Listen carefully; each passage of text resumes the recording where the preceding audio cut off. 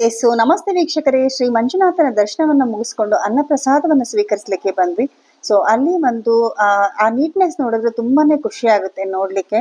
So ಅದ್ರ ಜೊತೆಗೆ ಪ್ರಸಾದ ಅಂತೂ ತುಂಬಾ ಅದ್ಭುತವಾಗಿ ರುಚಿಯಾಗಿತ್ತು. ಸೊ ನನ್ನ ಮಗ ಕೂಡ ಹೇಳ್ದ, ಅಮ್ಮ ಇವತ್ತು ಎಷ್ಟು ಚೆನ್ನಾಗಿದೆ ಪ್ರಸಾದ ಅಂತ ಹೇಳ್ತಾ ಇದ್ದ. ಪ್ರತಿದಿನ ಹೀಗೆ ಇರುತ್ತೆ ಅಂತ ಹೇಳಿದೆ. ತುಂಬಾ ಖುಷಿ ಪಟ್ಟ ಅವನು ಕೂಡ. ಇಷ್ಟು ಜನ ಭಕ್ತಾದಿಗಳು ಬಂದ್ರು ಕೂಡ ಇಲ್ಲಿ ಪ್ರಸಾದ ವ್ಯವಸ್ಥೆ ಇರುತ್ತಾ ಅಂತ ಕೇಳ್ತಾ ಇದ್ದ. ಖಂಡಿತ ಲಕ್ಷಾಂತರ ಜನ ಪ್ರತಿನಿತ್ಯ ಬಂದ್ರು ಕೂಡ ಇಲ್ಲಿ ಅನ್ನ ಪ್ರಸಾದ ದೇವರ ಒಂದು ಪ್ರಸಾದ ಇಲ್ಲಿ ಇದ್ದೇ ಇರುತ್ತೆ ಅಂತ ಹೇಳ್ತಾ ಇದ್ದ. ಅವನು ತುಂಬಾ ಖುಷಿ ಪಟ್ಟ, ಆಶ್ಚರ್ಯನೂ ಪಟ್ಟ. ಸೊ ನಿಜಕ್ಕೂ ಕೂಡ ಆ ಪ್ರಸಾದ ಇವತ್ತು ತುಂಬಾ ರುಚಿಯಾಗಿತ್ತು ಅಂತ ಹೇಳ್ಬೋದು.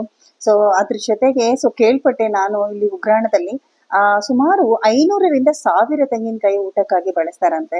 ಸೊ ನನ್ನಂತೂ ತುಂಬಾನೇ ಖುಷಿ ಆಯ್ತು. ಅದ್ರ ಜೊತೆಗೆ ಭಕ್ತಾದಿಗಳು ಅಲ್ಲಿ ಒಂದು ಸೇವೆಗೆ ತುಂಬಾ ಜನ ಭಕ್ತಾದಿಗಳು ಕೂಡ ಪಾತ್ರರಾಗಿದ್ದಾರೆ. ಸೊ ಇವತ್ತಂತೂ ದಿನ ತುಂಬಾ ಚೆನ್ನಾಗಿತ್ತು. Thank you so much.